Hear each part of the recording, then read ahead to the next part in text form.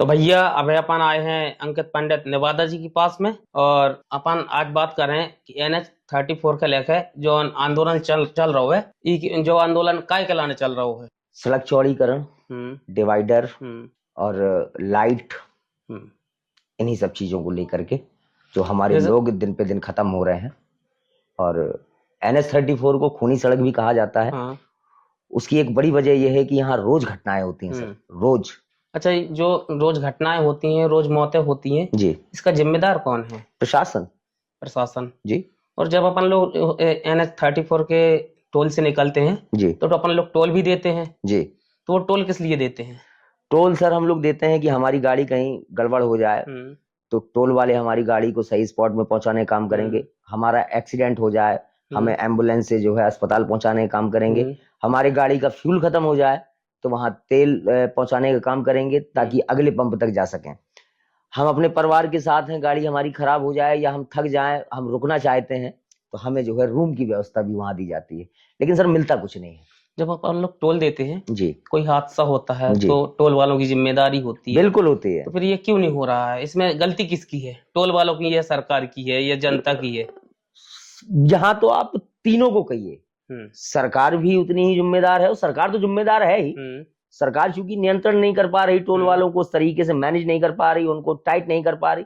आप लोग आए दिन घटनाएं देखते होंगे कि लोग परिवार के साथ अपने जाते हैं और टोल वाले बदतमीजी करते हैं सर, मारते हैं उनके परिवार वालों के सामने उनको।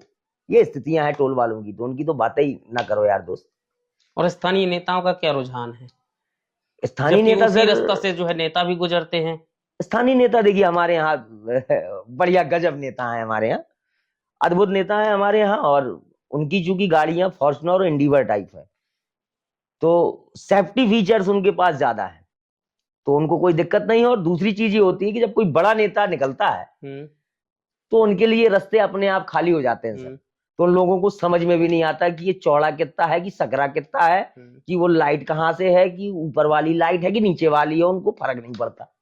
फर्क पड़ता है सर जनता को, किसान को, मजदूर को, छोटे व्यापारी को, जो मुश्किल में तो कार ले पाता है। 800 type, Alto type, Ian, Quad, safety feature zero होते हैं और एक ही बार में निपट जाते हैं बेचारे। ट्रक का कायदे का धक्का लग गया। और ट्रक इसलिए हमारे यहाँ अनियंत्रित होके चल रहे हैं सर, क्योंकि हमारे यहाँ से ही खनन जाता है, कवरई से गिट्टी जाती है और बेतवा से मोरम जाती है। कहीं ना कहीं जैसे खनन हो रहा है, इसमें लोकेशन का काम जनता ही करती है। और जनता का ही जो है नुकसान होता है और जनता ही बाहर अतिक्रमण फैला के दुकानें लगाती है, तो जनता का ही तो नुकसान है। तो जनता ऐसा क्यों कर रही है? जनता सर मर रही है भूखी, रोजी रोटी है नहीं, काम धंधे है नहीं, जाहिर सी बात है वो लोकेशन का काम करी। सरकार कह रही है कि हमने किसानों की आय दुगनी कर दी है। दुगनी नहीं, वो तो कृषि मंत्री कह रहे थे कि 8 गुनी कर दी सर। अभी इस कमरे को खोलिएगा, इसमें लगभग 200 कुंटल के आसपास मटर पड़ा है। हमने 20,000 रुपया का कुंटल लेके बीजा बोया था हरा मटर का, और रेट है साहब 3200 लागो जाते घोनक वो 2,000 का बिकी। हम तो अब कहो कि छनाई नाई करके तापस का जौन रेट में जात हुई, ये दशा है यार। अच्छा, 8 गुनी। जैसे काफी लोग बोल रहे हैं कि अपने हमीरपुर जिला में एक दिग्गज नेता की जरूरत है। तो अभी तक कैसे नेता हैं और आपकी नजर में कौन सा नेता दिग्गज है? पहले के नेता बहुत जानदार थे, अब के नेता सर कायदे के हैं नहीं। वैसे अपनी नजर में कौन होना चाहिए? हमारे हिसाब से तो हम ही होने चाहिए। हमसे अच्छा नेता कहाँ मिलेगा? क्योंकि आप, हमने देखा है आपके सोशल मीडिया प्लेटफॉर्म पर आप जो भी आवाज उठाते हैं बिल्कुल बेबाकी से उठाते हैं। बिल्कुल। हाँ। और 26 का चुनाव लड़ेंगे, जिला पंचायत सदस्य बनेंगे। अच्छा। बिल्कुल, मैं आपको बिल्कुल आप ये समझिए कि आप रिकॉर्ड कर रहे हैं और ये लाइन बहुत दूर तक जाएगी। नहीं, बिल्कुल आप ये मान लीजिए कि जीवन भर के लिए राजनीति छोड़ दूंगा। 26 का चुनाव जीतेंगे, 27 का चुनाव लड़ेंगे विधानसभा का, किसी भी पार्टी से हो, और अपनी ताकत दिखाएंगे 27 में। और 32 में भाई साहब जो है पूर्णतया विधायक बनेंगे और 32 में मंत्री बन के फिर बढ़िया ठाट के साथ अपने जनता का काम कीन जाइए और अपन काम भी कीन जाइए। जो NH-34 है, इसमें एक्सीडेंट होता है, इसके बाद स्वास्थ्य की सुविधाएं कैसी हैं अपने सदर अस्पताल में? रेफर सेंटर है सर। जनपद का पहला व्यक्ति हूँ जिसने हमीरपुर सदर अस्पताल को रेफर सेंटर कहा। कुछ है ही नहीं सर, हम तो फोड़ा, फुंसी, बुखार, जुखाम, इतने का इलाज है, बाकी कुछ हुआ ही नहीं। बाकी कहाँ होता है इलाज? कानपुर कानपुर और इस जाम में चल रहे हो, कभी आप निकलिएगा साहब 30-40 से ज्यादा आपकी कार की स्पीड नहीं होगी, आपका पेशेंट यही सजेती के आसपास मर जाएगा। हाँ, कानपुर कहाँ पहुंच पा रहा है। अच्छा। यही सजेती अजेती हो, ज्यादा पहुंचो तो हम टोल तक पहुंच जाए, बड़ी बात। जो सदर विधायक हैं और सांसद जी भी हैं और राठ की विधायक जी भी, हाँ, इनकी तबीयत खराब होती है तो इनका इलाज कहाँ होता है? भाई साहब इन सबका इलाज कानपुर है। अच्छा। हाँ, तो ये लोग क्यों नहीं काम कर रहे हैं? मनोज प्रजापति जी जो है अपने भाई का इलाज उनने कानपुर कराया। हाँ। अभी अपनी माता जी की आंखें बेचारे बनवाने गए थे, मैंने पूछा था पोस्ट के माध्यम से कि विधायक जी अब माता जी की आंखें कैसी हैं, तो उन्होंने हालांकि जवाब नहीं दिया, लेकिन उनके चेले ने बताया कि ठीक है, माता हमारी हो या उनकी हो, माता माता होती हैं। तो उसी में हमने एक लाइन और बढ़ा दी थी कि विधायक जी क्या ये इलाज यहाँ हमीरपुर में संभव था आपकी माता जी का जो आंख वाला है?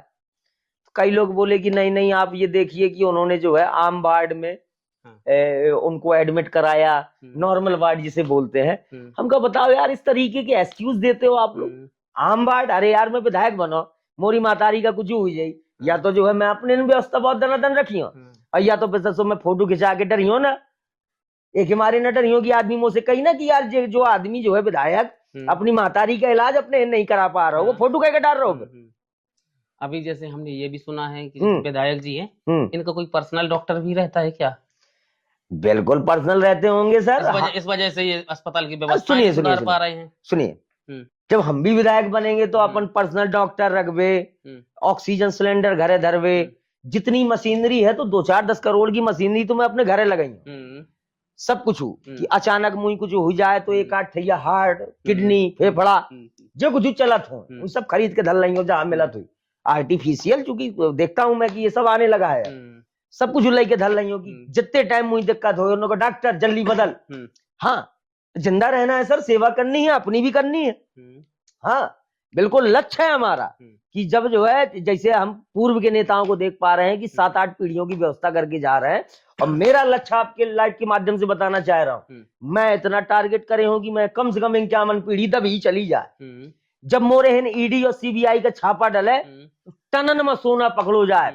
हाँ, आज हम ही दिखा। तो ये थे हमारे साथ अंकित पंडित जी निवादा वाले, और इन्होंने NH-34 और स्थानीय नेताओं के बारे में जो कुछ बताया, इस पर आपकी क्या राय है कमेंट करके जरूर बताएं।